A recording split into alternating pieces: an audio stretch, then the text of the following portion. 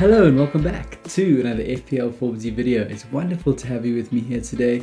Firstly, a massive thank you to all of the new subscribers who have subscribed to the channel. Hugely appreciated. Thank you so much. And for all of those who have been leaving comments on the video, I look forward to always answering your questions. But if you're new, you know what to do. Hit that subscribe, hit that like, as well as that notification bell so you know when we'll be releasing our next video. I'm excited about today's video and I hope you enjoy it. So let's dive straight into it. A big thank you to Matt from FPL Obsessed. You can go and check him out on Twitter. I will leave his handle in the description down below. We're going to be talking about how our teams are affected by squeezing in those three premium options: the Kane, the Salah, and of course the Fernandes. I don't think this video would also be complete unless I said TAA and not TTA like the previous video. My sincere apologies. Trent Alexander-Arnold will be mentioned as well. And of course, at that high 7.5 million, I think is also a premium option. Now, firstly, I just want to say that all of the stats you're going to be seeing today are provided by Fantasy Football Fix. This video is not sponsored by Fantasy Football Fix. However, I do recommend all of their free tools as well as those membership tools that you do get if you sign up to their website. Now, the stats leave all of the bias out of the equation. So let's dive into it now. I have put up the points predictions for game weeks 1 to 4 for the goalkeepers and the defenders. And I've also put together the game week 1 to game week 2 points predictions for the midfielders and strikers, because I believe that most of the transfers will be coming in those two areas, both in the midfield and of course the forward line. I've also been doing some reading on the best strategies that the top 50 managers have been doing from years 16-17 up until last season, and what strategies they were using to get the most points. Now, having read all of those various articles, I noticed that those managers tended to front load their teams for those opening game weeks before using a wild card between game weeks 4 and game weeks 9, depending on if they had the right squad or not. So this whole strategy that we're putting together, or rather the strategy of building the teams, is going to be fixed on using that kind of a strategy. Now, that's not a strategy for everyone, and please, if you think that I am crazy, please do leave your comment down below. I'd love to hear from you and what you think we should be doing for these opening game weeks. Now, let's dive into the statistics that I've been talking about.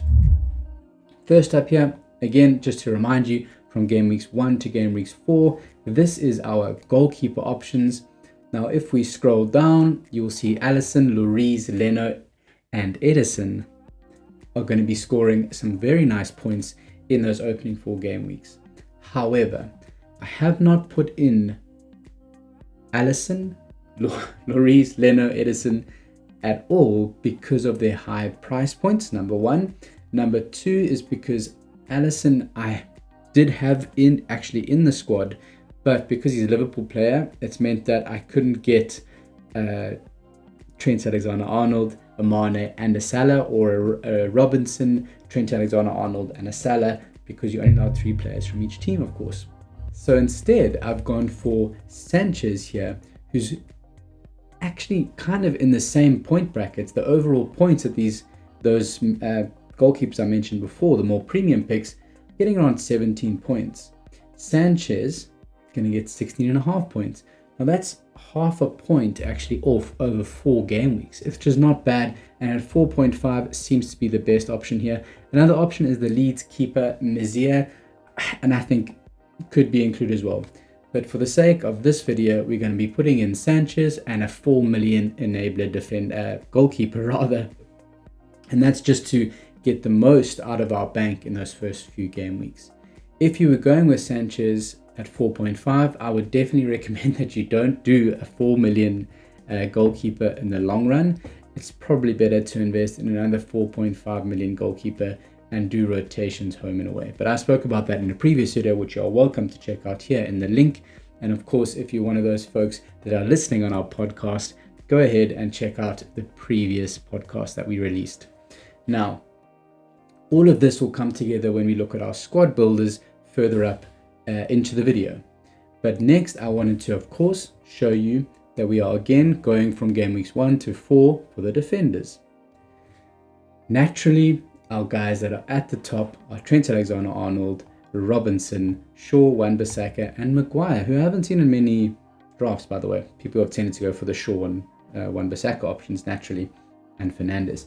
But Alexander-Arnold's going to get, they predict, around 19 points, Robinson around 18.5, and then there's a significant drop to Shaw and Wan-Bissaka around 15 points. Now, I have included Trent Alexander-Arnold as well as Robinson in the two drafts that we'll be talking about a bit later on.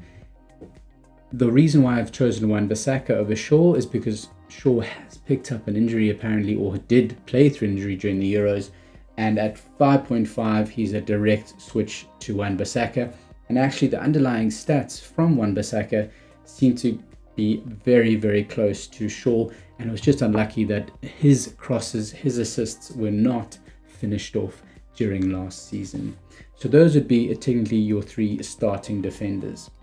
Now we're moving on to the midfield, where it begins to get a bit interesting. Of course, again, a quick reminder, this is just game weeks 1 and 2 and the points predictions that we have.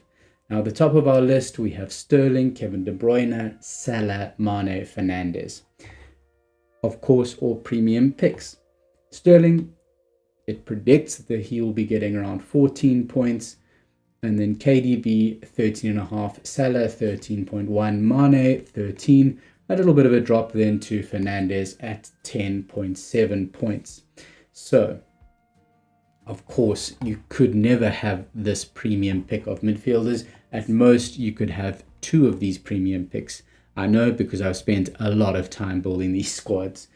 Anyway, what we will see in our squad builder is that having 1 or 2 of these options is the most you can, and then trying to squeeze in Kane is almost impossible. If you have done it, please do let me know in the comments down below the team that you have with all of these premium picks and how you managed to squeeze it in.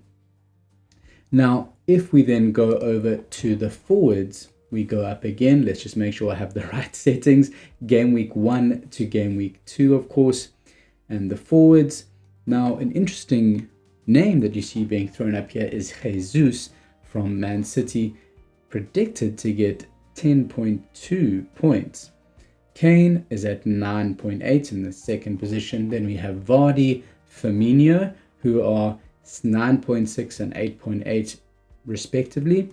And then, of course, move on to the very sought after and highly owned options of Antonio Watkins.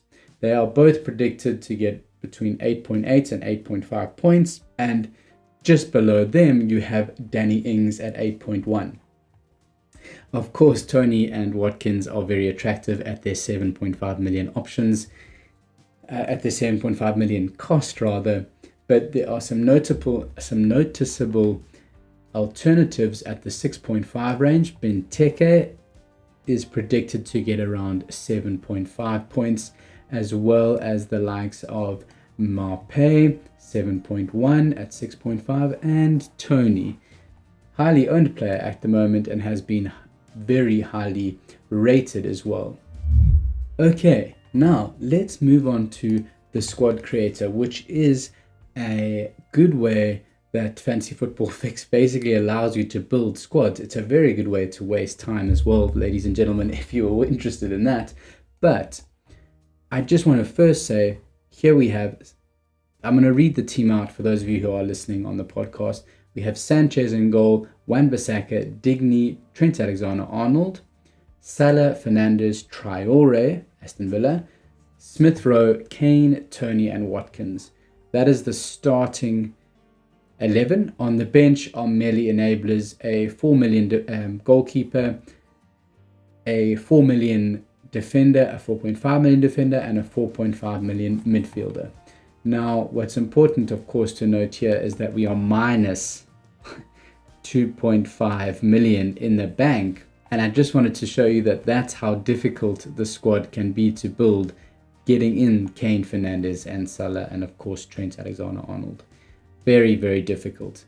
Now, of course, what you can do is we could take out the likes of Tony and bring in perhaps a Troy Deeney or Joshua King at the 5.5 million options. That saves us $1 million. But of course, the big one would be to downgrade Trent Alexander-Arnold. And if we do that quickly, let's go to defenders here. Changes to fixed value rating. And we are looking, we can get a 5 million now defender in. And what it recommends is Matip from Liverpool, which is another option. And I've also seen that he is probably going to be their starting centre back. So let's, for argument's sake, put in Matip there. And if we change the value rating to rather point projection for game week 5, the next option, what they have here, Wolves, actually is Ain't Nori. I'm never going to pronounce that correctly. My sincere apologies. Or another Wolves defender in Semedo at 5 million. So if we took out Matip just for the points algorithm so that it recognizes that, we then save the draft. So that would be a place where you could potentially bring in a 5 million defender instead of the Trent Alexander-Arnold at 7.5 million. And that would give you an easy way to have Salah, Fernandes, and Kane. Now, whether or not that is a option for you, I don't know, but this is a good draft for you to look at. So a quick overview, of course, then would be Sanchez, Wan-Bissaka, Digny, Semedo, Salah, Fernandes, Traore, Smith-Rowe, Kane, Tony, and Watkins. Of course, other concerns there for me in this team are Smith-Rowe and, of course, Tony. Smith-Rowe more to see how Arsenal begin their season. I think that Brentford fixture is a fairly good option, and at 5.5 million, it's a good option to have in there. Tony, just not Premier League proven, but his underlying numbers definitely say to us all that it's a massive opportunity for him to get you lots of points and could be FPL gold, as they say. Now let's move into the squad number 2. Now this is where we've taken out those premium picks of we've basically taken out Fernandes. That's where the big omission is. We've kept Kane and we've kept Salah. Now I'm just going to read it out once again. We have Sanchez in goal, Trent Alexander-Arnold, Wan-Bissaka, Digny at the back. Then, of course, in midfield, Soucek, Traore, Raphina, and Salah. And then up front, Kane, Watkins, and Antonio. Now, no Fernandes has meant that we've been able to bring in those 6 to 6.5 million midfielders in Soucek, Traore, Raphina, and upgraded Tony to Watkins. I think the first one had Watkins in, my sincere apology. Upgraded Tony to Antonio. West Ham have some lovely fixtures. The same bench of enablers, of course, as well. But what that's left in the bank is 1.5 million. The points prediction, if we scroll down here for those two squads, over 5 game weeks, we have the draft 1 at 274 points, and of course draft 2 at 274 points. They're basically exactly the same. So according to the statistics, either one of those squads for the first 5 game weeks would be okay. But that big difference is, of course, that 1.5 million in the bank. And what would that mean?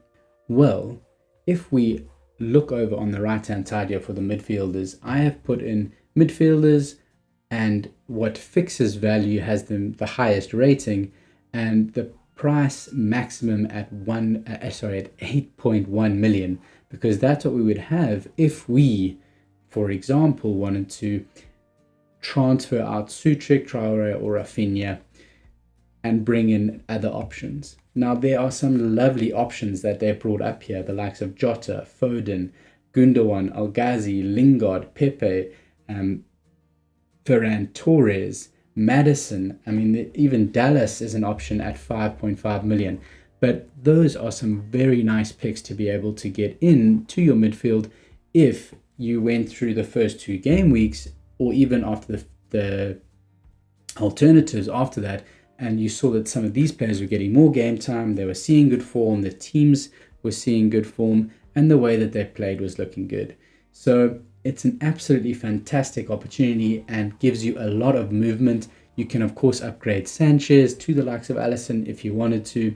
The up front here, you can always change out Watkins or Antonio for the likes of, if we brought in here quickly, let's go to forwards, projected points rather, and you can bring in, if you brought out Watkins, you have 9 million in the bank. So you could go for the likes of Jesus, Firmino, Ings, what else do you have? Callum Wilson, Wood, Werner is a good opportunity as well.